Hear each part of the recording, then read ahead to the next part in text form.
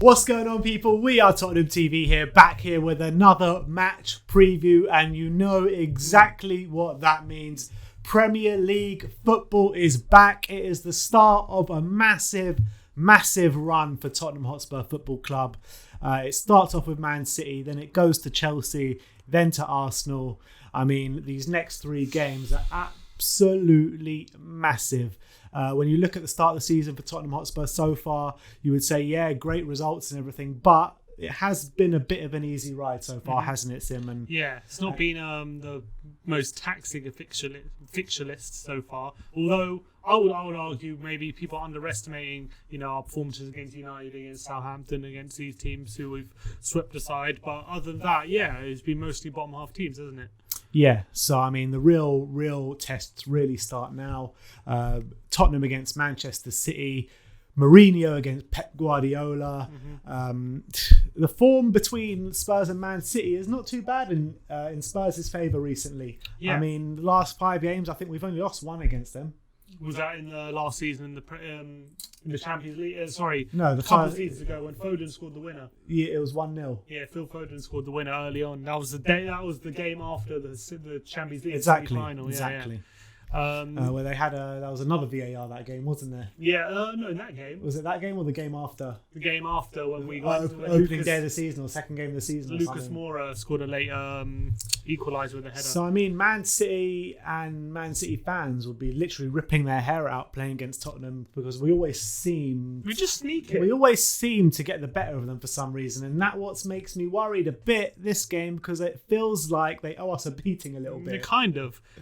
In the last few games against Man City, especially in the last 5 games, as you say, we've not been a better team probably in any of them. Yeah, I would say. But we just somehow, by hook or by crook, we get results, whether it's a Llorente handball, how the hell did we get the result when Bergwijn scored the winner? Yeah, Bergwijn, they missed smashed us in that first half. Do you remember? Missed a penalty, they missed an open goal. I remember they hit it over the bar from an open goal, and then they got chance after chance, but Mourinho had that halftime team talk, motivated the players, got them a red card, and the rest, as they say, is history. But Are we a new side to the one we saw in the last few games, as we've said? Because we have been the inferior team in each time, even though we've got results. But I think we're a better side now. Yeah, odds still suggest we're not the favourites. Correct. I'm expecting us to be quite conservative in how we play. I'm expecting us to be very similar performance to the one that we did at White Hart Lane last year. Do you think we could potentially go 3 at the back this game? 3 centre-backs. I would say no, just because I can't see... I mean, I know Jose does occasionally spring a surprise tactically in terms of formations, but I can't see him straight after an international break changing it up, you know what I mean, for a big game like this.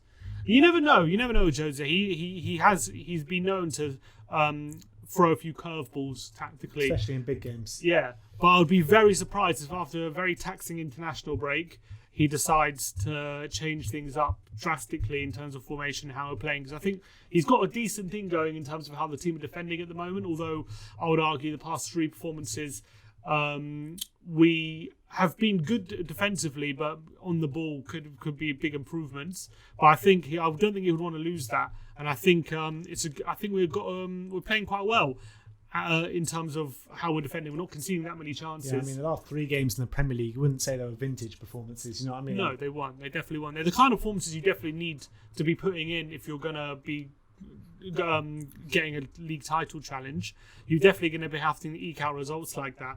But we have to see why there's been such a big course correct between how we were playing before the West Ham game, and even in the West Ham game, and how we're playing now, because I feel like I know we have improved a lot defensively, but has it taken too much away from us? I'll have to wait and see. Maybe it's still striking that balance, and hopefully against City we can strike it. But City this season, they look good in the first half they look good at times against Liverpool last game. They were playing some good football, but there seems something wrong there. It seems like there's just something missing there, isn't there?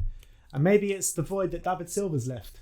Maybe that could be something. I feel like with Diaz and Laporte, they finally have a centre back partnership that should be replacing. Yeah, Company. but it is just a bit too early in their partnership to say they're going to reach those heights yet. You know what I mean? I know, but I felt like when they signed him, it was a very good signing. Yeah, I agree. And we were linked with him at the time. We were dying for us to sign him. And since he's come in, he made his debut away to Leeds. Yeah. And they've conceded. They haven't conceded more than one goal in any game since then.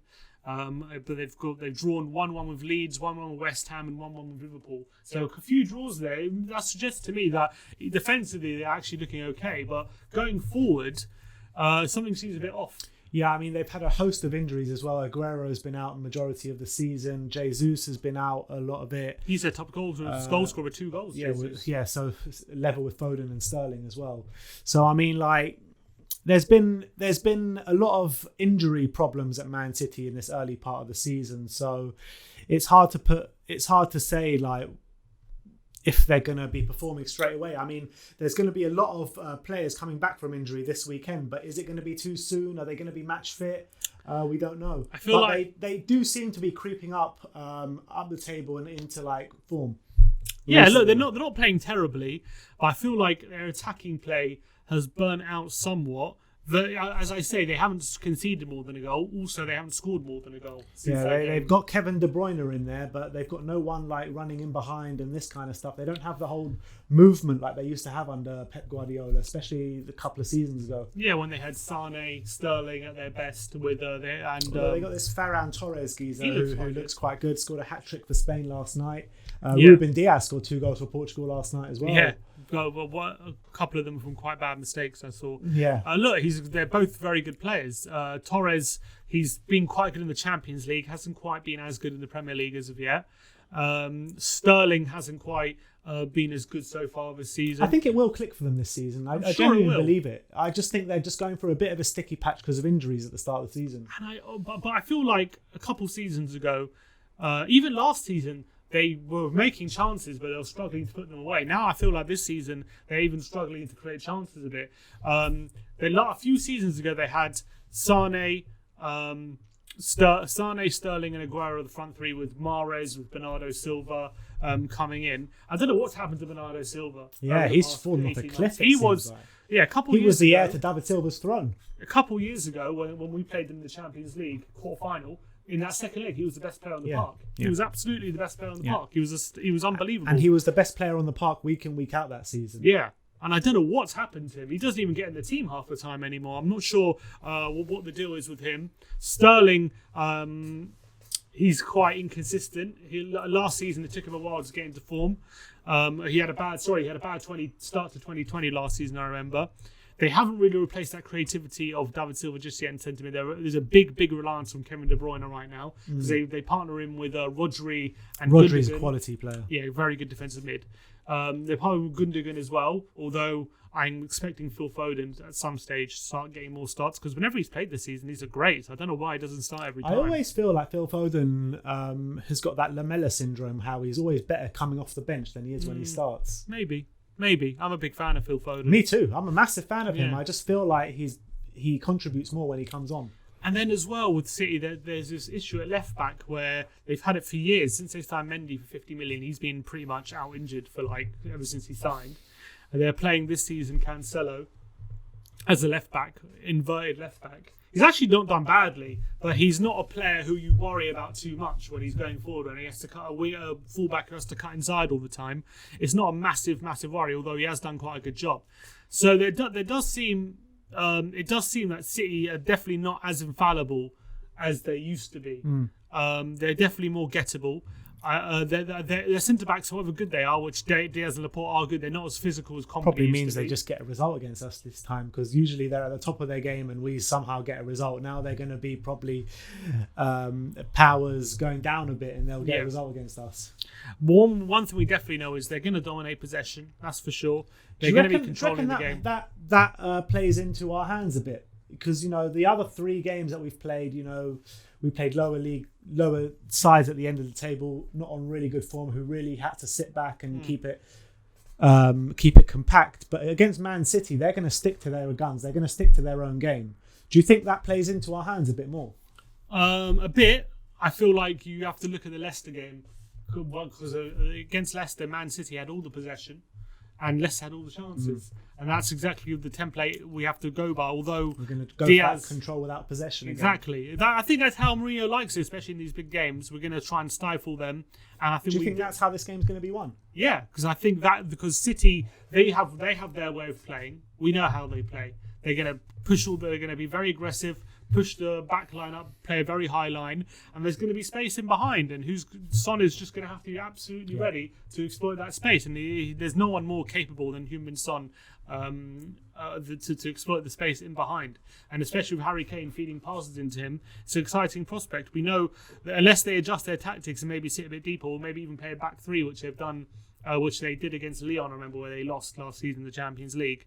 I can see us definitely having the tools to hurt them, especially I think Ndombele, as I keep saying a lot of the time, he's such a big he's massive for this team, the way he's very press resistant, because Man City like to press very high. Him and Højbjerg are going to be absolutely vital this game. It's going to be a lot of big battle in the centre, but I really feel that we have the tools to win this game. And I think maybe even in a way, the fact that Doherty's out with the self-isolating and we're forced to play Aurier could help us, I feel, because I think he could be a better option on the right-hand side with more pace than someone like Doherty, who was probably going to play in this game, I feel. Always susceptible to that penalty or that red card. He gave a penalty at the Tottenham Hotspur Stadium last year, or that Hugo saved, thankfully. But look, I think it's going to be a tough game. Obviously, it's going to be a tough game, no doubt about it. It's going to be a tight game. I think a draw is probably most likely result, but I can see Tottenham definitely having the tools to hurt Man City, especially even if Man City have a lot of possession. If we can stifle them like they've been stifled by the majority of teams, to be honest, this season, then we definitely have the tools to be hurting them in behind. One thing I do worry about is Walker up against Son, him just want to say, Kyle Walker has been phenomenal this season. I think he's been Man City's best player. I really think he's been absolutely phenomenal. Yeah. I look back at the Arsenal game when they played Arsenal, and the way he covered the back three was just absolutely insane. Gave no Arsenal player a sniff the whole game, stifled their whole attack, although that's not that hard this year, let's be honest. But in that particular game, he was just he won them that game, in my opinion. Yeah, he was amazing, and that's what I'm worried he's going to do to Son. I'm worried about that, because Son, he has to use his movement and use his running in behind if he's going to do that. And he has to somehow get away from the pace of Walker. But what they got to be wary of is, like, Arsenal, they've only got Aubameyang. Spurs have got Son, Kane, and Gareth Bale hopefully as well. Yeah. So it could open up more space for us. Yeah, for sure. And especially if Bale's playing up against Cancelo on the left-hand side. He's a great player as well, Cancelo. He's a good player, but he's not a natural left-back. The way he can play there, he's not natural there. And I fancy Bale. And one thing I do fancy as well is Kane up against their two centre-backs, because I know they're good players, good technical defenders, but they're not as physical, as I said before, as Kompany. And that's where Kane might be able to hold them off, hold the ball up, and then be able to play through balls like he has done this season, because he's going to have the strength to hold those players off. They're not the strongest, and Kane has got a lot of strength to him. So that's something we could definitely look at, playing balls into Harry Kane, him winning flick headers and him holding the ball up. I think he could get some success there. I mean, the last team that we played against that had a high line was Southampton, and look how we exploited that. Destroyed it. We completely exploited that. So, I mean, look, I'm not saying we're going to score 5 goals against Man City, but I am like a bit quietly confident this game. That's probably a bad omen, but we'll see what happens. Yeah, one thing I'm worried about a bit is our centre-back partnership as well. As well have they been this season? For sure, they've been since West Ham. Toby and Dye have come in and done great. Now's a very big test. They haven't had as tough a test as this, and Dye didn't instill me with a lot of confidence from playing for England in midweek. And he's going to have to really up his game if he's going to be able to cope with Sterling, Jesus, Torres. Remember that brilliant game Eric Dyer played against Man City at White Hart Lane? Midfield. 4-1. In midfield. Did he score that goal from like 25, 30 yards? Yes. Yeah. Another one of those, please, Eric. I wouldn't mind one of those. But that's the biggest thing I'm worried about. Other than that, I think we could compete for sure in all areas of the pitch. And I definitely think we can, when we get the ball, when we have the chance to have the ball, I think we have the tools to getting behind Man City 100%. And I think that's the tactic we've got to go for. And I'm confident we can get a result. I just think this game is more of a... Obviously, you want to win, you go for the win. And it's interesting what Mourinho said before the game. Exactly. He won't ever accept a draw. He said never. He said last season, some games he would have accepted a draw. He said this season, any game in the league, you ask him for a draw. Before he said no. Ultimately, it's better to win and lose than for them 2 draws. Correct. So I think we are going to be looking for the win, but I don't think I can see this game ending in a draw. I can see it ending in a draw. Would you take a draw right now? No. No, neither would I. wouldn't. Neither would I. All right. Well, what's your score prediction? 1-1. 1-1. You won't take 1-1. a draw, but you're predicting a draw. Yeah. I am going to predict 1-0 to Tottenham. Ooh. 1-0 to Tottenham. Heung-min Song to get the goal.